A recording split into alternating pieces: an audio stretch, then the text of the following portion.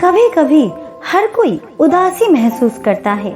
ज्यादातर मामलों में ये जो उदासी होती है वो मनुष्य के जीवन में आने वाले बदलावों और परिस्थितियों के ऊपर उनकी एक नॉर्मल प्रतिक्रिया होती है।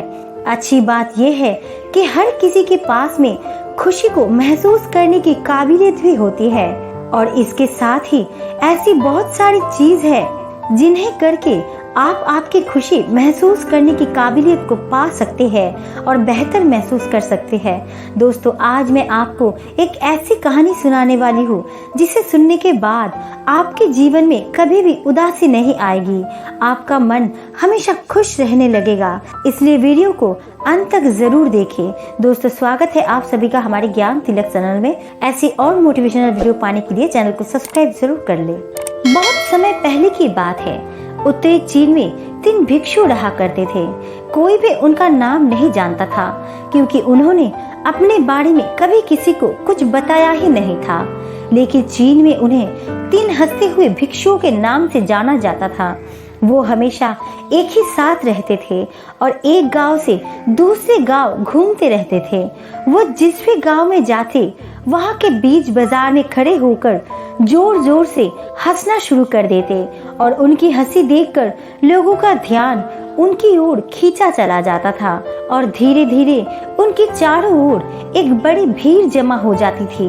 वो इतने तेज और इतनी खुशी से हंसते थे कि उनकी हंसी देखकर पूरा गांव भी हंसने लगता और धीरे धीरे सारा गांव हंसी के सागर में डूब जाता था। और इसके बाद फिर वो उस गांव को छोड़कर दूसरे गांव की ओर निकल जाते थे। वो ना तो किसी से बात करते थे और ना ही किसी को कुछ सिखाते। वो तीनों जहाँ भी जाते वहाँ अपनी हंसी से एक ऐसा माहौल बना देते थे कि लोग अपने सारे गम भूलकर बस हंसने लगते थे। पूरे चीन में उनकी चर्चा होने लगी और जब कोई उनसे उनका नाम पूछता था तब भी वो बस हंसते ही रहते थे और इसलिए लोग उन्हें 3 लाफिंग मंक यानी 3 हंसते हुए भिक्षुओं के नाम से जानने लगे।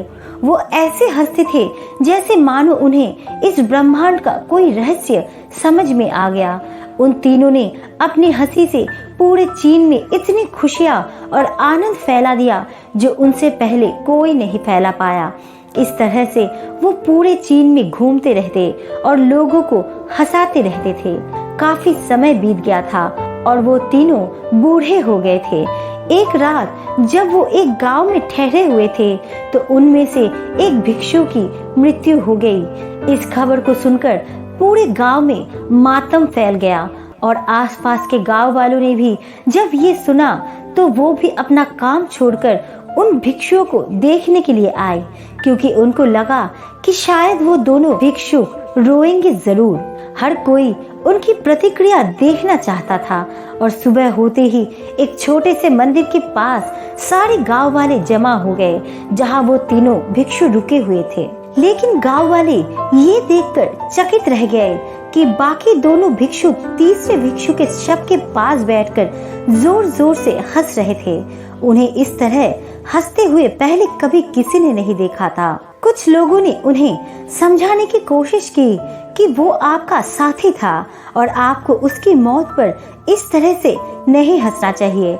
और उस दिन पहली बार उन भिक्षुओं ने लोगों से बात की और कहा, हम इसलिए हंस रहे हैं क्योंकि हमारे बीच ये शर्त लगी थी कि हम तीनों में से सबसे पहले कौन मृत्यु को गले लगाएगा और ये हम दोनों से पहले बाजी मार गया और इसने आज हमें हरा दिया। तो आज हम अपनी हार और इसकी जीत पर हंस रहे हैं। उसने एक वसीयतनामा भी तैयार किया है जिसमें मृत्यु के बाद अंतिम संस्कार से पहले जो नहलाने और कपड़े बदलने की परंपरा की आवश्यकता होती है, लेकिन इस बूढ़े भिक्षु ने स्पष्ट रूप से ना तो उन्हें नहलाने और ना ही कपड़े बदलने के लिए कहा था क्योंकि वो एक दिन के लिए भी गंदा नहीं हुआ था। उसने कभी भी इस दुनिया की किसी भी गंदगी को अपने हंसी के माध्यम से अपने तक पहुंचने की अनुमति नहीं दी थी। इसे आखिरी विदाई देने का इससे बेहतर और कोई तरीका हो नहीं सकता।